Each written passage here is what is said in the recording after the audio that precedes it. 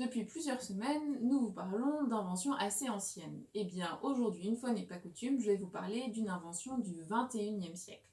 Et cette invention, elle a été mise en lumière grâce à l'Intel International Science and Engineering Fair, un concours de sciences destiné aux lycéennes et aux lycéens et qui récompense les découvertes de jeunes venus du monde entier. En 2013, donc, Isha Carré, une jeune issue de la ville de San José en Californie, remporte 50 000 $ à ce concours pour son travail sur un appareil de stockage d'énergie, le supercondensateur. Le point de départ de ses recherches, c'est un stage de 10 semaines effectué à l'université de Santa Cruz en Californie, sous la tutelle de Yatli, professeur adjoint en chimie. Isha s'intéresse à la recherche de Yatli et plus particulièrement sur les nouveaux nanomatériaux utilisés pour la conversion énergétique et le stockage d'énergie.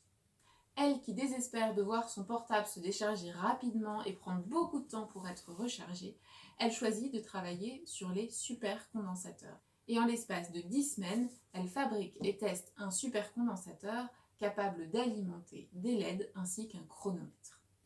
Mais au fait, qu'est-ce qu'un supercondensateur ? Bien, dans un premier temps, on va parler du condensateur classique. Il s'agit d'un composant électronique avec deux bornes comprenant des plaques métalliques qui sont conductrices et entre lesquelles il y a une substance isolante. Une tension électrique règne aux bornes d'un condensateur et un condensateur chargé emmagasine de l'énergie électrique.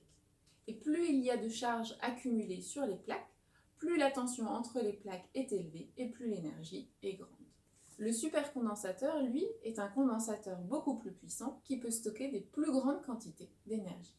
L'isolant du condensateur est remplacé par un électrolyte, c'est-à-dire une substance contenant des ions mobiles, ce qui revient à obtenir deux doubles couches, soit deux condensateurs en série. Les supercondensateurs sont déjà utilisés, par exemple à Shanghai, où les bus se rechargent à 50% à chaque arrêt en 30 secondes seulement.